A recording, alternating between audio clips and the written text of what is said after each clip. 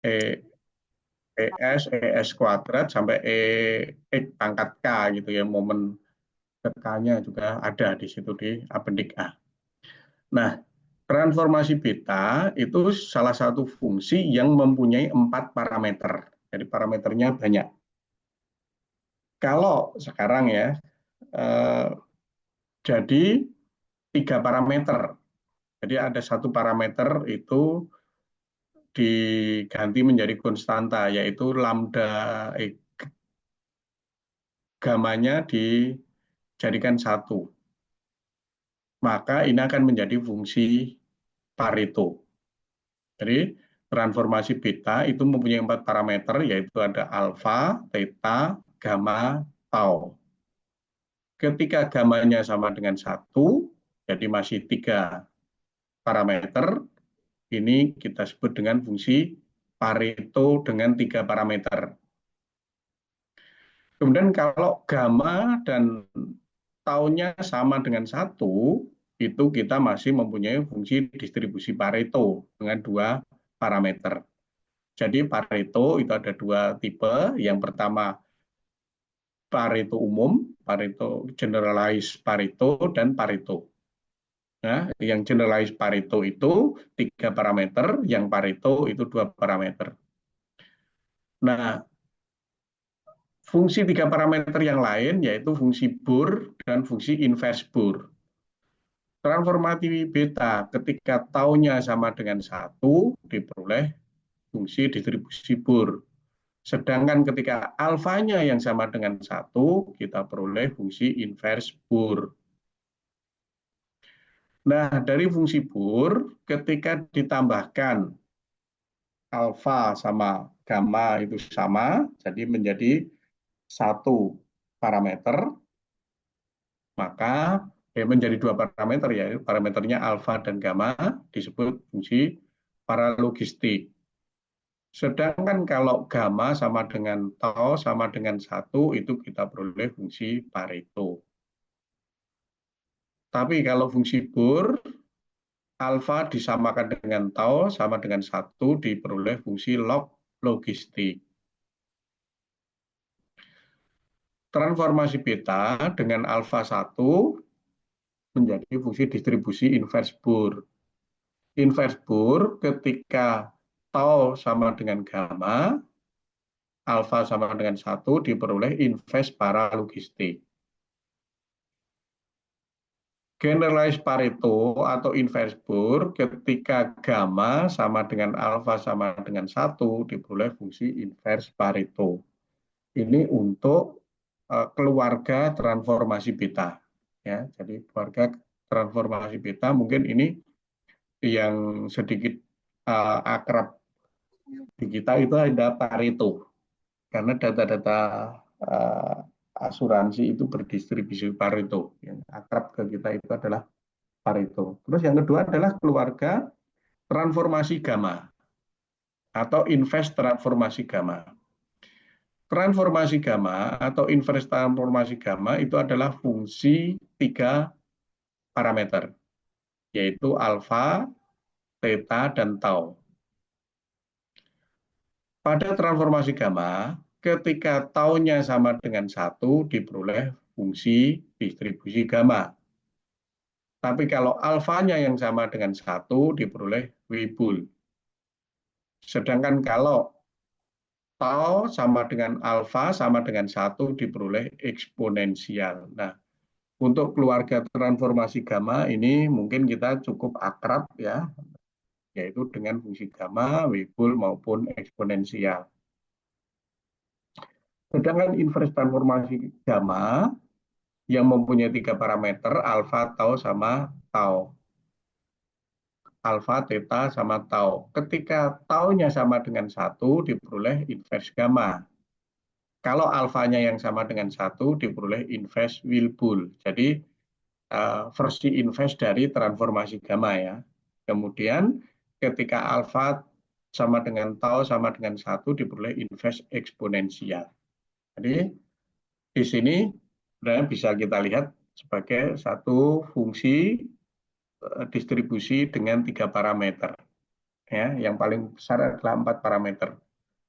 Nah, kita akrab dengan gamma, Weibull, eksponensial. Keluarga eksponensial ini akan lebih banyak lagi. Nah, dari keluarga ini kita lihat kasus begini misalkan. Dari transformasi gamma,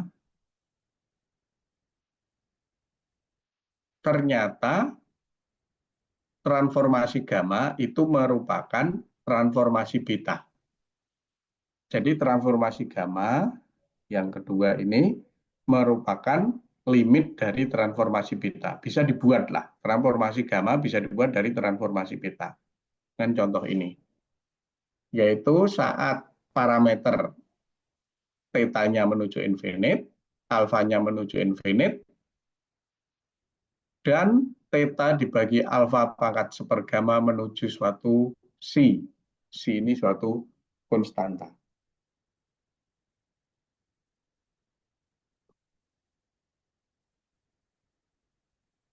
Oke, bentar, ada dan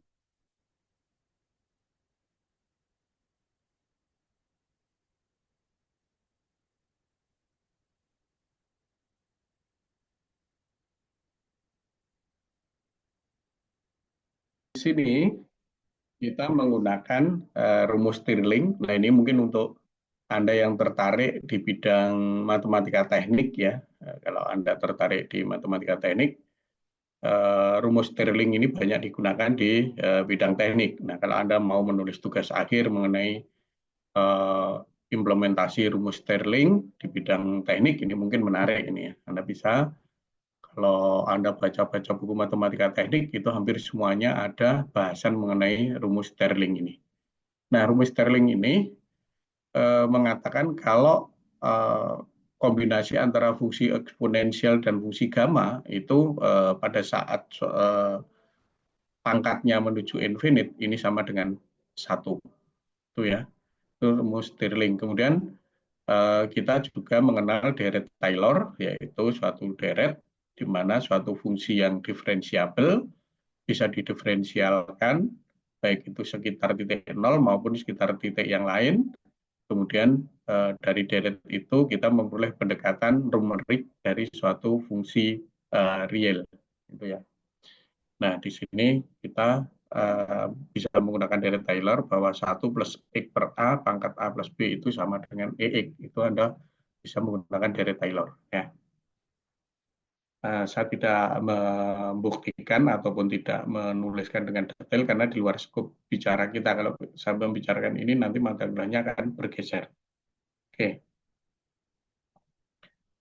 Theta per alfa 1 per gamma itu bisa saya tulis dengan cara sederhana ini ya. Katakanlah menjadi si, jadi si alfa seper gamma gitu. Bisa aja sih karena eh, theta-nya menjadi eh, diganti dengan variabel yang lain. Nah, dengan menuliskan si alfa seper gamma, kalau alfa ini menuju tak hingga, alfa menuju tak hingga, maka alfa sepergamma ini akan menuju ke satu. Sehingga si alfa sepergamma akan menuju ke si. Nah, untuk transformasi gamma itu fungsi kepadatannya begini. Ya.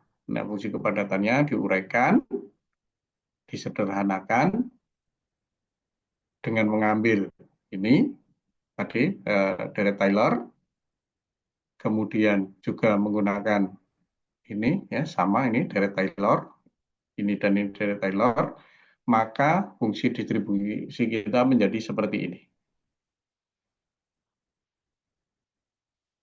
Gitu ya. Jadi lebih sederhana. Mungkin Anda nanti yang tertarik bisa melototin.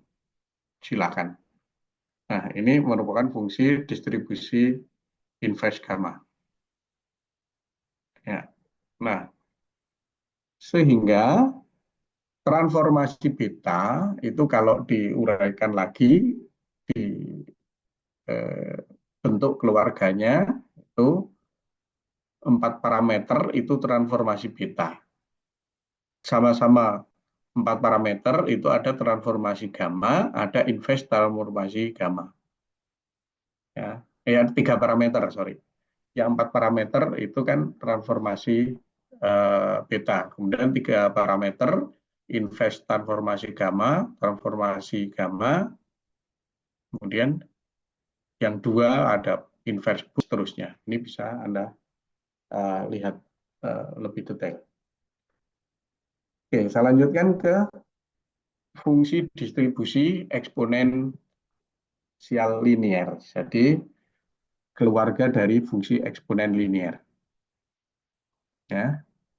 Nah, variabel acak dikatakan mempunyai fungsi distribusi keluarga eksponensial linier kalau fungsi kepadatannya berbentuk seperti ini, yaitu merupakan Px, Er, theta x, Qx, di mana theta ini parameter, Qa ini suatu konstanta yang disebut dengan konstanta normalisasi, R theta parameter kanonik dari distribusi. Nah, kemudian kalau diambil support itu suprimumnya ya, E sub diambil suprimum dari Fx ini bebas dari theta. Jadi support itu kalau dianalisis real kita kenal dengan bahasa suprimum. Nah, di sini biasanya notasinya E sub. Nah, untuk distribusi eksponensial linear ini, misalkan contohnya distribusi normal. Normal itu makanya masuk di dalam eksponensial linear.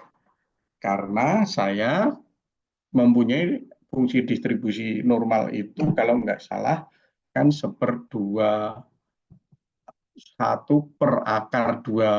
pi sigma eksponensial min 1/2 sigma kali eksponensial x min mu-nya eta ya, kuadrat gitu ya. Nah, bisa saya tulis begini.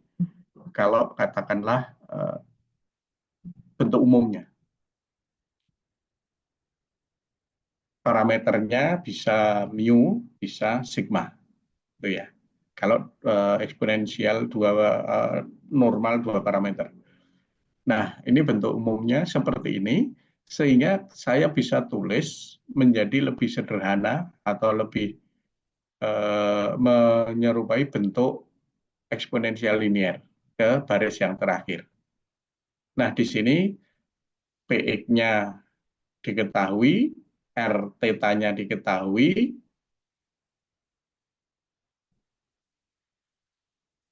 ini ada yang salah ini, mestinya bukan, sorry, ini bukan R theta ini, artinya Q theta. Ini Q theta, sorry. Oke.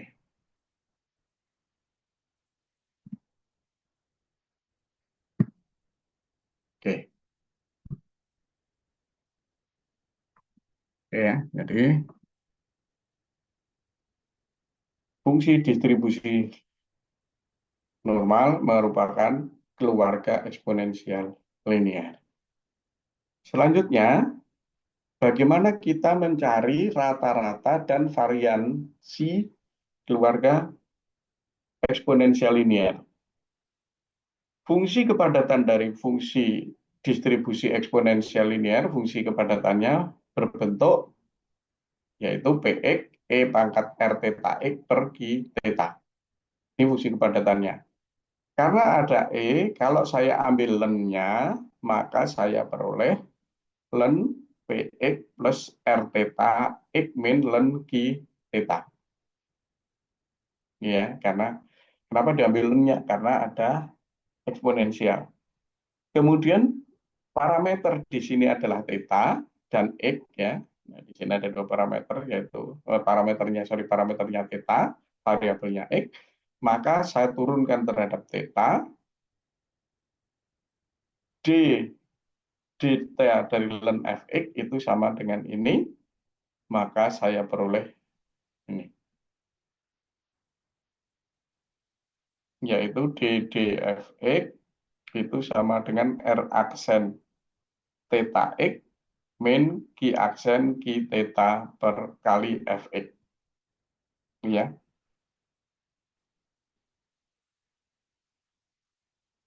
ini kalau Anda lakukan, karena ln Fx itu kan seper Fx kali Fx, gitu kan? Seper Fx kali Fx, seper Fe, sorry, seper Fx, seper, seper, seper Fx kali Fx absen, gitu, sorry. Nah, ini berarti saya peroleh ini. Ada langkah yang saya potong ya, karena sederhana aja, menurunkan, terus disederhanakan. Sehingga kalau saya punya ini, punya fx derivatif theta dari fx itu sama dengan r aksen theta x min q aksen per q theta fx, ini kedua ruas saya integralkan, yang di depan menjadi integral fx. Kalau integral fx itu kan sama dengan fungsi distribusinya. Ya, integral dari ini, integral dari derivatif, berarti kan integral dari fx. Atau sama dengan fx, sorry, bukan integral dari fx, tapi sama dengan fx yang depan. Yang belakang ini, r theta ini suatu konstanta, q theta dan q theta aksen per q theta ini juga konstanta, sehingga diperoleh ini.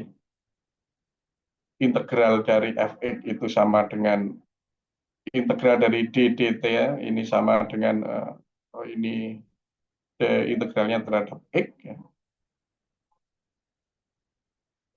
Sehingga saya peroleh ini d theta derivatifnya maju dari integral fx dx sama dengan r theta integral x fx min q aksen per q fx.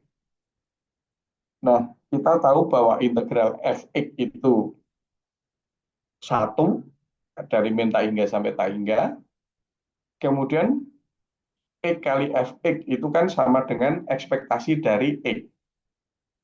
Maka di ini d theta dari integral fx ini sama dengan d theta dari satu r theta ex kali q aksen per q kali satu. Sehingga karena d theta satu ini nol, maka saya peroleh ex itu sama dengan q aksen per q kali r aksen. Ini ya. Jadi saya peroleh ini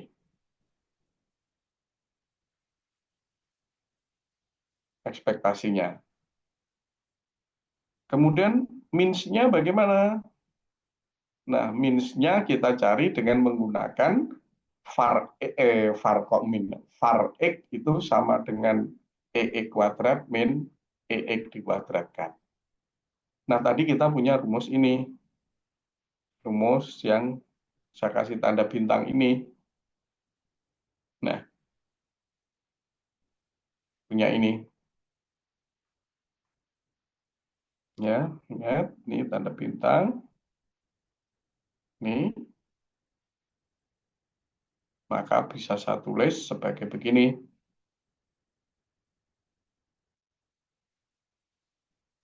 Karena ki aksen per ki kali Rx itu sama dengan mu theta. Jadi bisa saya sederhanakan menjadi penulisannya begini.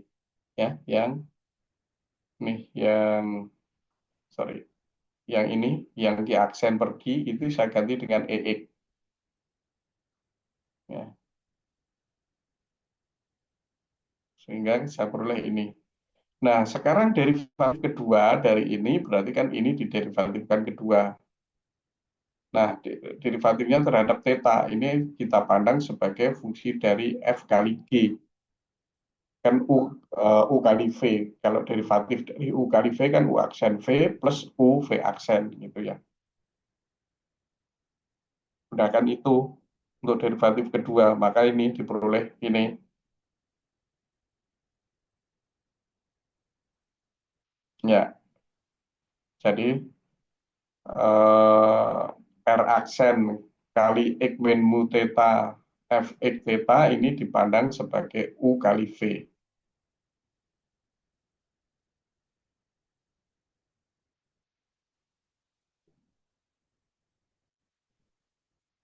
Oke, nah, oke, sehingga diperoleh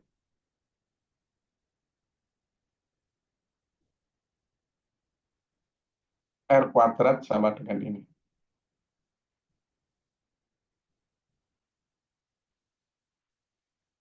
Yang sebelah kiri ini kan X min ini kan definisi varian ya, definisi dari varian yaitu E dari X min EX dikuadratkan. Ini sama dengan yang kanan ini. Sehingga diperoleh ini, yang ini berubah menjadi ini, par X, yang kanan ini derivatif dari mu. Karena yang ini adalah satu. Nol ya, ada derivatif dari Fx. Fx kan integralnya maju, ini satu, derivatif keduanya adalah nol. Yang kiri ini hanya R aksen, oke. Yang ini X min mu kuadrat itu kan sama dengan integral dari X min mu Fx dx itu kan sama dengan ekspektasi dari X min EX dikuadratkan. Ya, itu kan sama dengan var X. Nah, yang ini R theta, mu aksen theta, oke. Nah, yang ini derivatif kedua, ini derivatif deltanya maju di depan integral, di belakang ini nilainya satu, derivatif kedua dari satu itu nol, karena derivatif pertama nol, nol diderivatifkan nol. Sehingga saya peroleh ini. Sehingga var X itu diperoleh mu aksen per R aksen. Sampai di sini ada yang ditanyakan.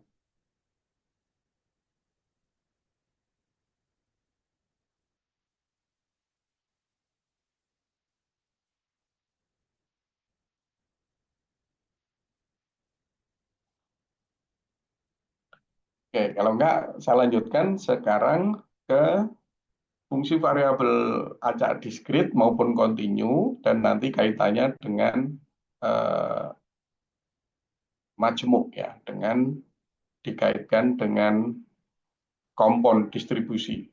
Kalau mixing kan kemarin sudah, sekarang kita lihat variabel yang kita sudah kenal distribusi Poisson ya, sekedar mengingatkan ulang.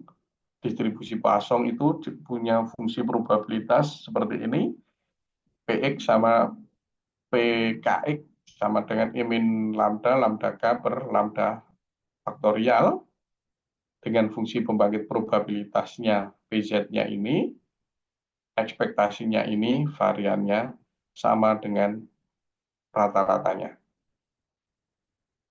Untuk distribusi Poisson. Yang kedua, binomial, tapi yang binomial negatif ya. Kalau binomial kan karena hanya binomial biasa, sudah hafal. Jadi yang binomial negatif itu hampir mirip dengan multinomial, yaitu dengan fungsi probabilitas eh, seperti ini. Jadi di sini betanya dan R itu lebih besar dari 0, K-nya bilangan cacah.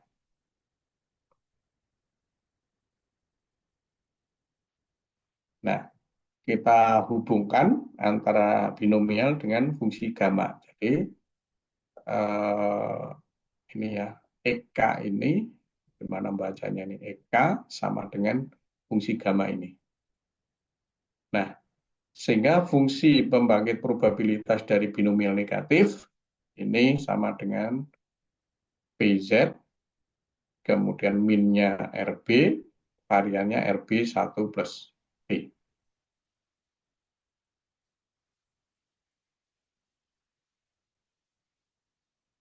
Nah, contoh binomial ini kalau R-nya saya ambil 1, kalau R-nya 1 berarti kita peroleh fungsi geometri, fungsi distribusi geometri. Ya, kalau R-nya sama dengan 1. Langsung nih, jadi ini kalau R-nya sama dengan 1, di sini nggak ada, ini depan ini nggak ada, di sini 1 plus beta pangkat 1, nggak boleh 1 plus beta kali beta 1 plus beta pangkat K. Oke ya, itu kalau R-nya 1. Nah, kemarin di minggu kemarin kita membicarakan mengenai mixing. Nah, ternyata distribusi binomial negatif ini merupakan mixing antara Poisson dan gamma. Nah, kita juga bisa menguraikan fungsi distribusi yang lain juga merupakan fungsi mixing dari beberapa fungsi distribusi yang lain. Ya. Nah, untuk bukti bahwa binomial negatif itu merupakan mixing dari binomial antara Poisson dan gamma, kita lihat ya. Kalau N, katakanlah N-nya berdistribusi Poisson, kemudian lambda berdistribusi gamma. Kalau N berdistribusi Poisson, kan saya mempunyai fungsi kepadatan ini tadi yang sudah kita sebut. Ya, si Poisson. Nah, oke. Karena binomial itu ya, kita lihat berarti karena mixing, berarti fungsi distribusi Poisson dengan syarat gamma. Berarti probabilitas NK, yaitu ekspektasi N sama dengan K dengan syarat theta, gitu ya. Jadi sama dengan ini. Probabilitas N sama dengan K itu sama dengan ekspektasi dari probabilitas N sama dengan K dengan syarat theta besar. Karena ekspektasi, ya, berarti karena ini rumus dasar probabilitas sih, ini yang garis kedua. Ekspektasi kita uraikan definisi ekspektasi sebagai integral. Nah, sekarang N sama dengan K dengan syarat lambda besar sama dengan lambda, itu Poisson, berarti E min lambda ini ya, kali ini. Oke, N-nya berdistribusi Poisson.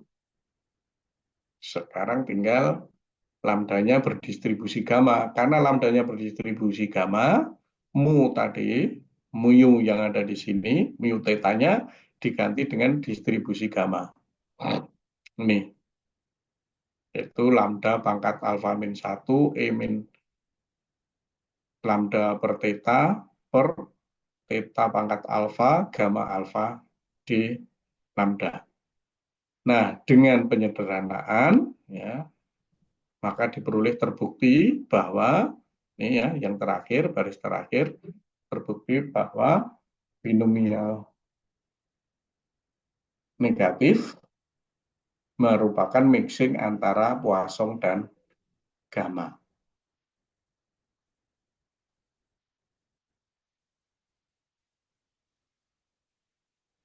Kalau tadi ketika R sama dengan 1, distribusi binomial negatif itu sama dengan distribusi geometri, maka nah ini contoh tunjukkan bahwa distribusi Poisson itu merupakan limit dari binomial negatif.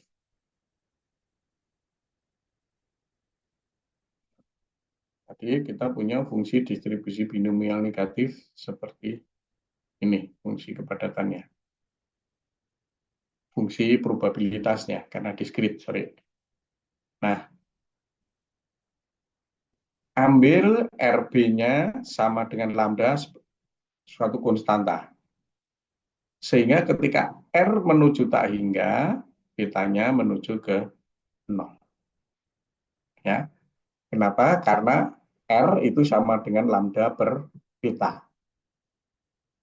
Oke, jadi Anda memperoleh beta sama dengan 0 itu karena R sama dengan lambda per beta. Lambdanya konstan. Kalau R-nya menuju tak hingga, berarti betanya menuju ke 0. Atau beta menuju ke 0, R-nya menuju tak hingga. Ya. Nah, fungsi pembangkit probabilitas dari negatif binomial, PZ-nya tadi sudah ada di sini. PZ-nya adalah ini. PZ, oh ini kok pasang, sorry. Nih, pembangkit probabilitasnya. Ini bisa Anda lihat di apetik A. Ini ya, fungsi pembangkit probabilitasnya. Jadi kita akan cari fungsi pembangkit probabilitasnya, tidak harus fungsi kepadatannya. Fungsi pembangkit probabilitas dari negatif binomial kan ini. Nah, diganti betanya, beta diganti dengan lambda per R. Nih, jadinya ini. Substitusi. Nah, dari itu kita sederhanakan ambil limit R-nya menuju infinite. Ini, ya. Ketika R-nya menuju infinite, ini ya manipulasi aljabar biasa dengan trik dibagi R dikalikan R gitu ya. Limit ini jadi eksponensial dari len ya, sama aja gitu. Jadi triknya ini sehingga diperoleh eksponensial lambda Z ini merupakan distribusi Pasok. Ya, jadi Poisson merupakan kasus khusus dari negatif binomial. Nah, sekarang kalau binomial itu yang kita ketika belajar statistika di SMA maupun ketika kita kuliah di semester 1 itu yang paling awal dikenalkan ke kita itu distribusi binomial karena distribusi binomial ini paling sederhana karena hanya eh, sederhana yaitu lempar koin yaitu hanya angka atau gambar gitu ya. Jadi kalau bukan angka atau gambar bisa juga hanya ya dan tidak. Itu kalau untuk elektronik ya itu dengan yes no. Itu kalau komputer lah. Di komputer dengan digital ya, digital. Jadi ini distribusi yang paling mudah dan paling familiar dibicarakan. Nah, untuk distribusi binomial itu E M sama dengan MQ, variansinya MQ kali 1Q. Nah, salah satu yang menarik dari distribusi binomial adalah variannya selalu lebih kecil dari means-nya. Kenapa? Karena varian itu sama dengan min kali 1 min Q. Karena Q-nya antara 0, 1, 1 min Q berarti nilainya antara 0 min 1. Jadi variannya selalu lebih kecil daripada rata-rata. Nah, kalau binomial ini diambil katakanlah M-nya 1, K-nya 0, ini yang di atas M-nya 1, K-nya 0, jadi yang depan ini nggak ada, jadi hanya Q pangkat K 1 min Q pangkat eh, min K, gitu ya. Q-nya 0, ya, ini Bernoulli, Bernoulli itu 0101.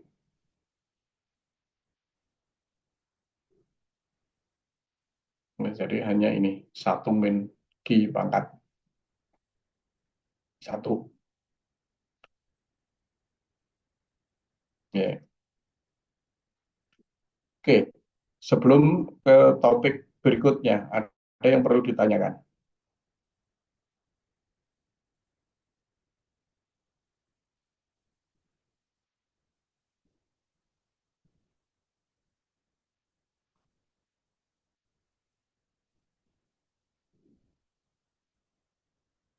Nggak ada. Nah, sekarang fungsi distribusi di samping diklasifikasikan berdasarkan parameternya, jadi ada tadi empat parameter, kemudian tiga parameter, dua parameter, satu parameter gitu ya.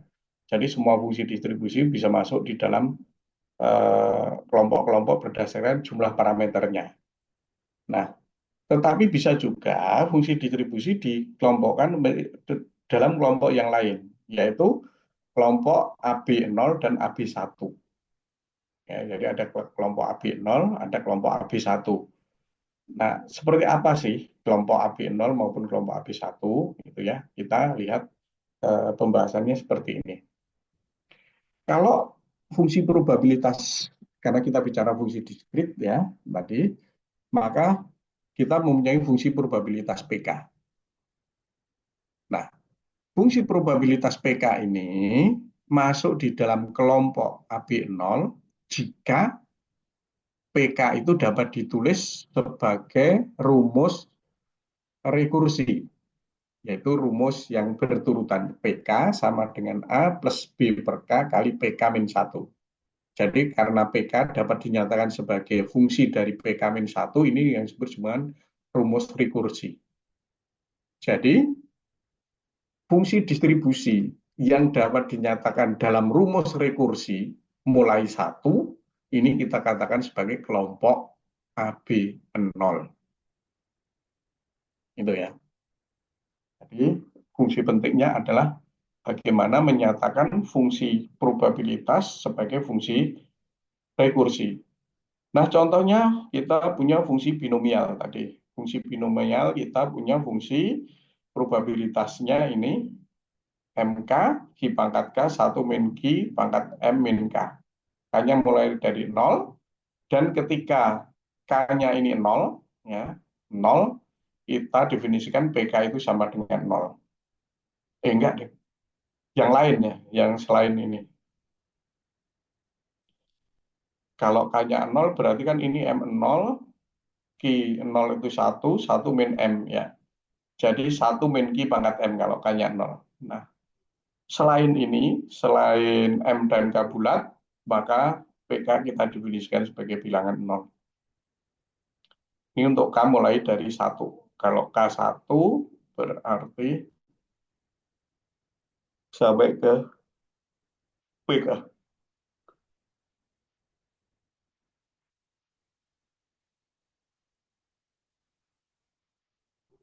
Ini mestinya sampainya ke M dong, bukan PK dong. Oh, 1 betul, ini beda. Sorry, saya tulis gini aja. Nah, oke. PK dapat ditulis dengan cara begini. Ya, yang depan ini saya uraikan menjadi faktorial. M faktorial dibagi M min K faktorial kali K faktorial. Maka kali ini. Kemudian M faktorial dibagi ini disederhanakan menjadi M min K plus 1 per K. Yang belakang ini diuraikan. Oke, diuraikan menjadi begini. Sehingga saya peroleh PK itu sama dengan Q per 1 min Q min 1 plus M plus 1 per K PK min 1. Ya, di sini A-nya itu sama dengan min 1 kali ini ya, berarti A-nya itu sama dengan min Q per 1 per Q. Sedangkan B-nya sama dengan ini M plus 1 per ini ya, kali ini ya. M plus 1 kali Q per K kali 1 min Q. Nih, B-nya. Sehingga nih diperoleh.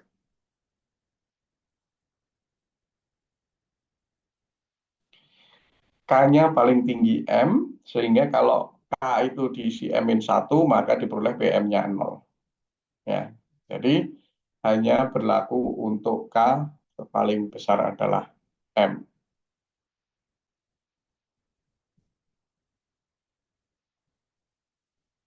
Ini berarti K yang paling besar ini sampai M ini berarti. Ya, oke.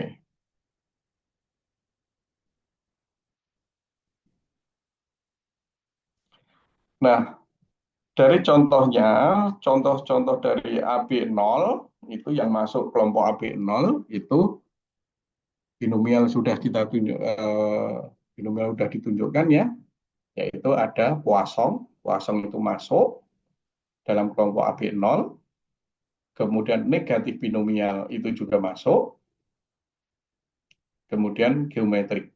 Jadi ini kalau kita lihat Poisson, binomial, geometrik itu asalnya dari negatif binomial.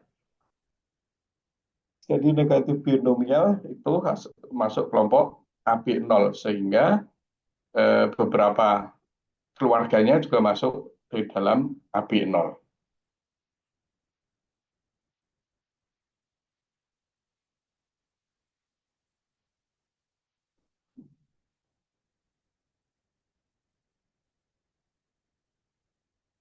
Nah, karena AB0 ini mempunyai salah satu kelemahan, yaitu di ekornya. Di ekornya, jadi di ekornya itu tidak mampu dianalisis. Sehingga untuk menutupi supaya ekornya ini mampu dianalisis, dibikin definisi keluar ke AB1. Ya.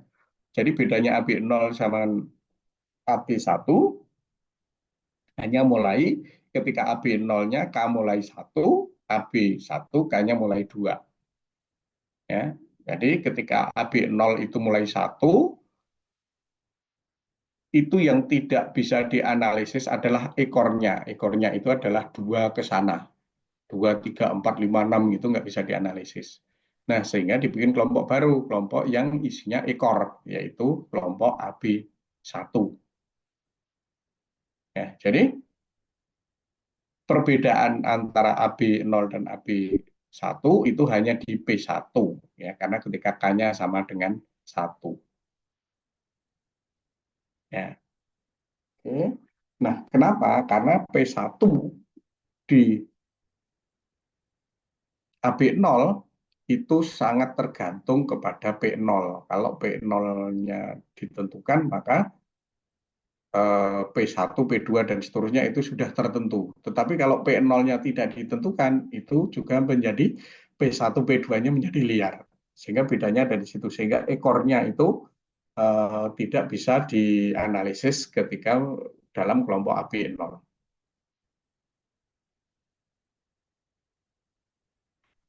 Nah, ketika P0 itu didefinisikan 0, maka distribusi yang masuk di dalam kelompok ini ya, dalam kelompok P0-nya 0, itu disebut sebagai distribusi terpotong di 0.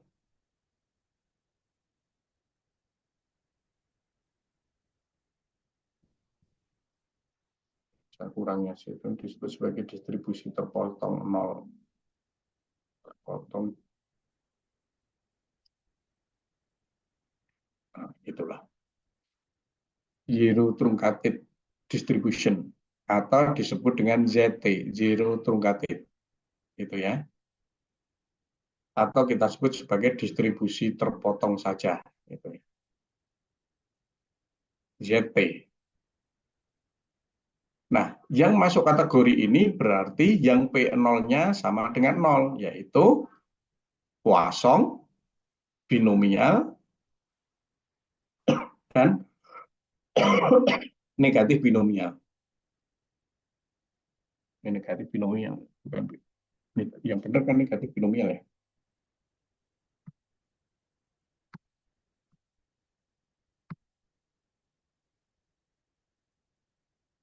Oke.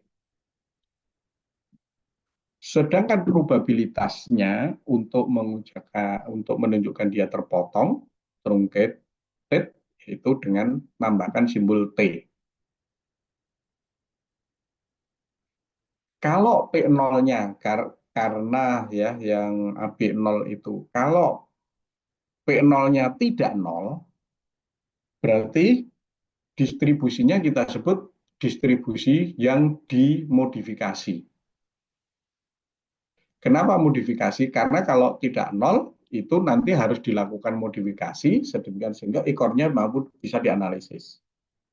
Sehingga untuk P0 yang lebih besar dari nol, karena P0 itu tidak pernah negatif, ya, jadi dia hanya nol atau positif. Kalau nol kita sebut sebagai terpotong atau truncated, kemudian kalau positif kita sebut sebagai modifikasi atau zero modified distribution, disingkat ZM.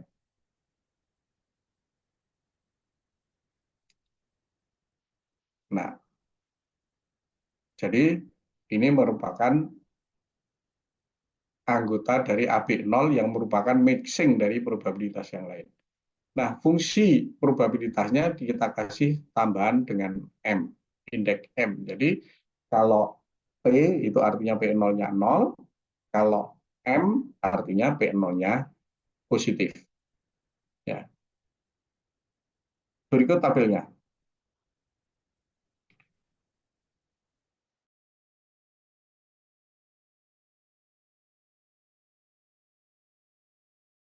Potong E 0, nah, di situ A nggak ada perubahan ya. Jadi Poisson itu terpotong maupun modifikasi sama saja, nggak ada perubahan. Sedangkan kalau binomial itu ternyata sama saja, hanya beda di B0. Ya sama sih, karena tadi perbedaannya hanya di B0 antara modifikasi dan terpotong. Ya, jadi setelah kedua P2 dan seterusnya sama. Oke.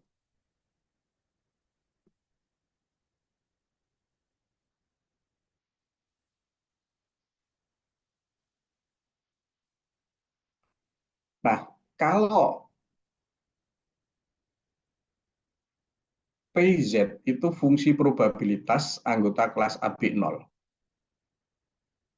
Kemudian didefinisikan probabilitas modifikasi dari Z, PMZ, yaitu modifikasi dari fungsi probabilitas kali ZK.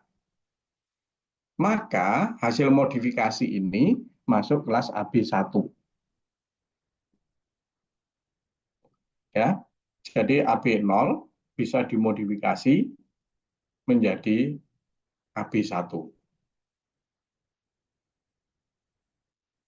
Caranya dengan mendefinisikan PMK, probabilitas modifikasinya sebagai kelipatan dari probabilitas awal ketika K-nya sama dengan 1. Jadi di probabilitasnya dikalikan dengan suatu konstanta. Jadi kalau PK-nya misalkan fungsi f x lambda, maka dimodifikasi menjadi alfa fx lambda, bahkan seperti itu.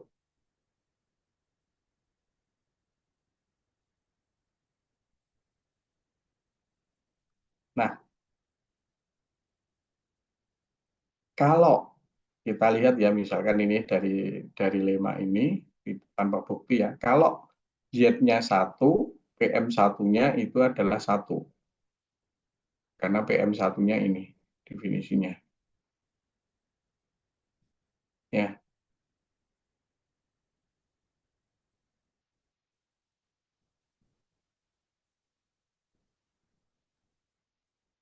sama dengan P1.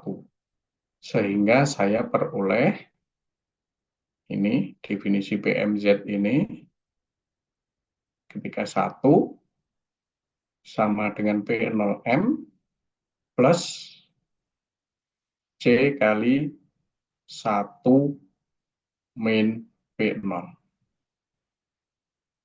Ini.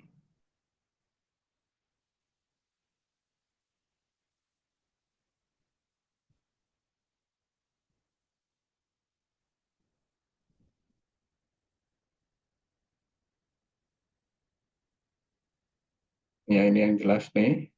PZ P1, kalau Y-nya 1, ini sigma fungsi probabilitas itu kan hasilnya sama dengan 1. Benar ya?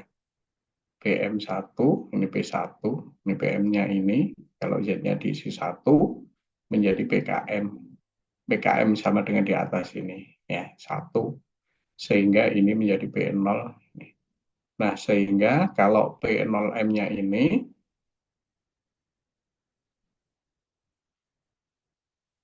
maka PMZ ini, P0M-nya diganti dengan ini ya, oke, kali ini C-nya diganti dengan ini. Sehingga saya peroleh PMZ sama dengan bentuknya seperti ini.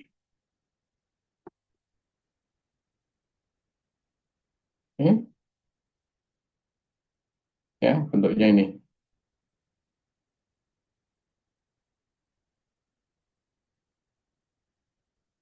Sehingga saya peroleh fungsi PM itu dinyatakan sebagai kelipatan dari PK. Ini ya, jadi CPK.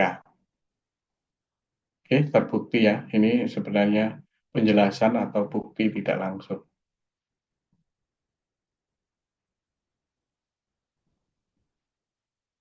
Apa sih ini saya tulis bukti?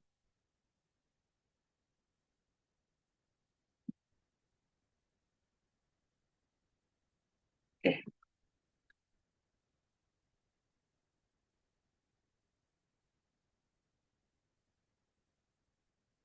Nah, kalau sekarang trungkasi atau keluarga AB atau 0 itu dengan PGF PTZ misalkan. Fungsi pembangkitnya PZ. Diambil P0M-nya 0. Maka PTZ itu sama dengan ini.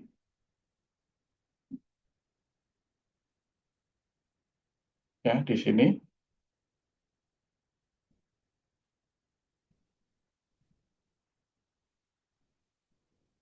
karena kita punya ini.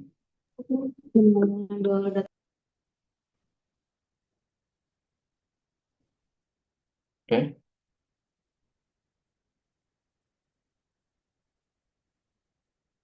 tasnya lagi tadi. Nah, di sini kalau nggak salah PT, PT, PT, PT, PT.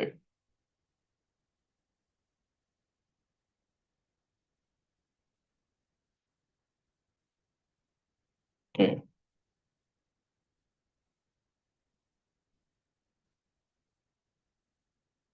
PTZ itu sama dengan PZ min P0 per 1 min P0. Ini ya, hari ini. PT-nya maka sama dengan PTZ karena PZ-nya PZ min P0 itu sama dengan PK. Ini sehingga kita punya fungsi ini. Hubungan antara modifikasi dan potongan.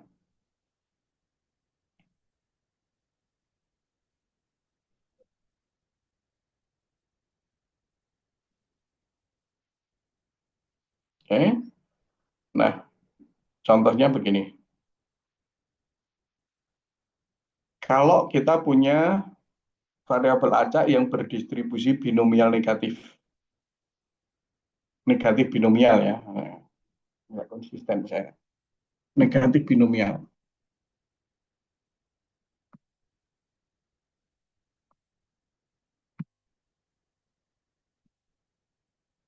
Oke. Parameternya katakanlah betanya sama dengan 0,5, R-nya 2,5. Tentukan 4 probabilitas pertama dari PK. Kan kita punya PK ya, kita cari P1, P2, P3, P4. Itu.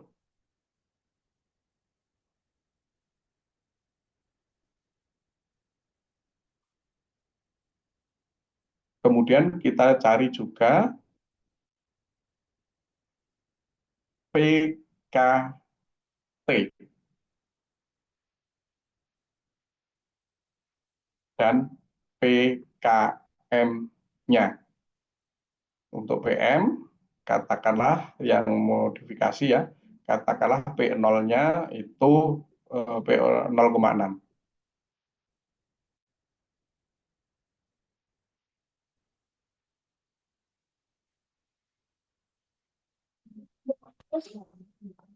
Oke. Nah, kita punya tabel ini, binomial negatif.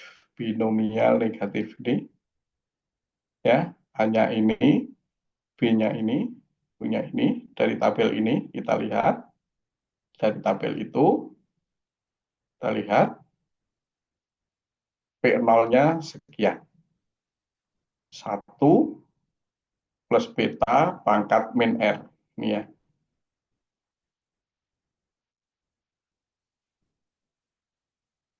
1 plus beta pangkat min R. Ini negatif binomial. Oke, P0-nya. A-nya ini, B-nya ini. Oke. P0-nya ketemu 0,33. Nah, kalau P0-nya sudah ketemu, tabel ini juga mengatakan A-nya ini. A-nya itu beta dibagi 1 plus beta, kemudian B-nya R-1 kali beta per 1 plus beta. Tinggal masukkan, karena P0-nya udah ketemu. Ya, ini. Sehingga A-nya sepertiga, betanya setengah. Nah, kalau itu sudah masuk rumus ke sini, tinggal masukkan ke sini. PT tadi yang 1 min P0.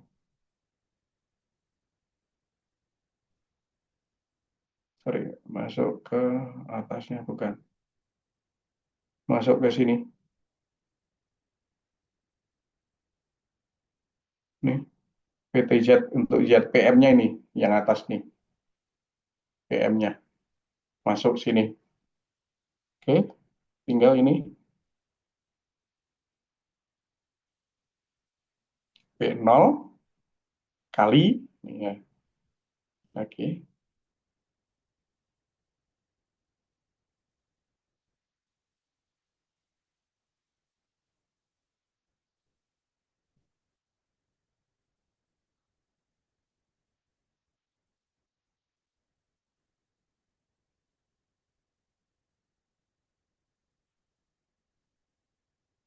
Iya, oke, sebentar. Ya, oke. Ya, oke. Ya, nih.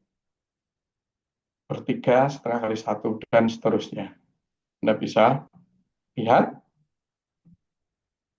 P1, P2. Sekarang potongannya bagaimana? Potongannya menggunakan rumus ini. P0T, kemudian PT-nya sama dengan ini. Ya, maka ketemu terpotongnya. Kemudian untuk modifikasi P0M-nya 0,6, maka menggunakan rumus ini, PM-nya. Maka ini, ya, tinggal masuk ke rumus. Ini masuk ke rumus dari PK. Tadi kan kita punya rumus PK ini, P0, P1, P2 gitu ya. Rumus trungkasinya, ini. Rumus trungkasinya kan ini.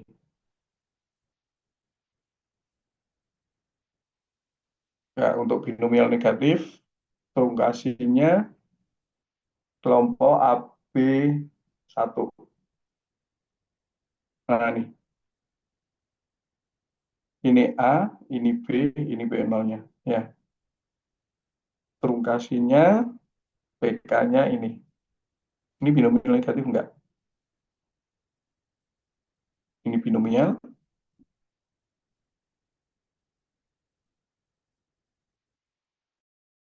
Oke, oh, itu ada di apendik A. Sorry.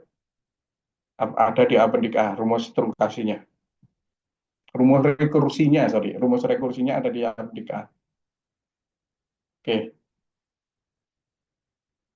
Nah, kasus khusus dari distribusi yang modifikasi, yaitu P0-nya itu tidak nol, yaitu diperlukan P0 modifikasi itu lebih besar dari P0, karena P0-nya lebih besar dari nol. Jadi P0 modifikasi diusahakan lebih besar dari P0.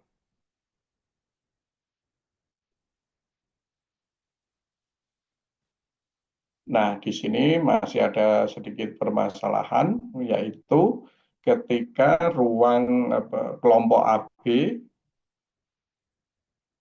itu tidak bisa ketika R, R-nya ya, R-nya binomial negatif, itu R-nya antara min 1 sampai 0. Sehingga untuk masuk ke AB0 itu ya R-nya tidak boleh kurang dari R-nya tidak boleh kurang dari 0. R-nya harus lebih besar dari 0. Nah, kalau R-nya kurang dari 0, maka perlu ditambah wilayah definisinya. Sehingga yang dipotong tidak di 0 ya, tapi di negatifnya. Jadi judulnya extended. Jadi ETNB, Extended Truncated Negative Binomial. Jadi ketika masuk AB0, kelas AB0, tapi wilayahnya untuk R kurang dari 0 lebih besar dari min 1. Nah, binomial negatif yang R-nya sampai min 1 ini kita sebut sebagai ETNB.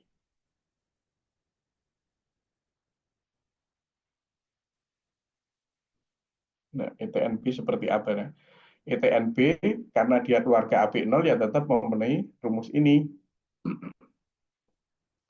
Tetap memenuhi rumus ini. Sedangkan untuk potongannya bentuknya begini. Fungsi pembangkit probabilitasnya ini ya.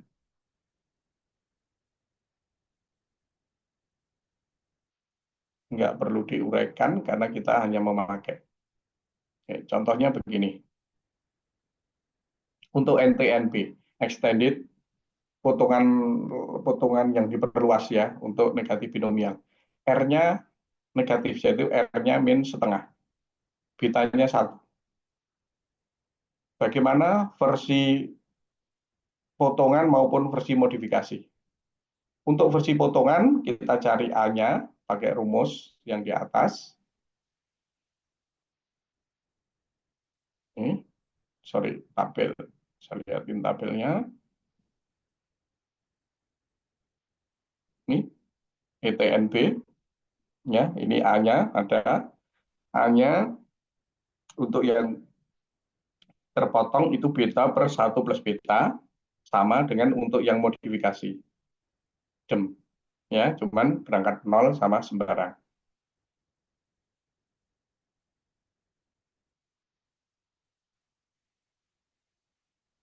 Oke. A-nya dicari, ketemu, B-nya ketemu. A-nya ketemu, B-nya ketemu. Kalau A-nya ketemu, B-nya ketemu, PT-nya juga ketemu. Karena PT-nya kita tinggal masukkan rumus trunkasi. Rumus rekursi, sorry. Rumus rekursi. Nih, ya. PK-nya pakai ini. Rumus rekursinya ini. Ini rekursinya, PTK-nya ini.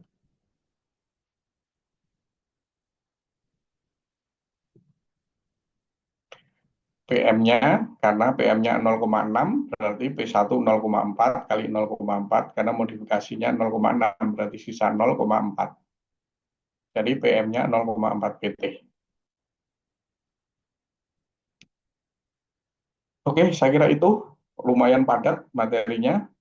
Silakan Anda baca, kalau nanti ada pertanyaan silakan. Sebelum saya akhiri, ada yang ditanyakan? Tidak ada, Bapak. Oke, kalau nggak ada, saya kira saya cukup. Mudah-mudahan materinya bisa dipahami. Terima kasih. Assalamualaikum warahmatullahi wabarakatuh. Waalaikumsalam warahmatullahi wabarakatuh. Selamat sore. Terima kasih, Pak.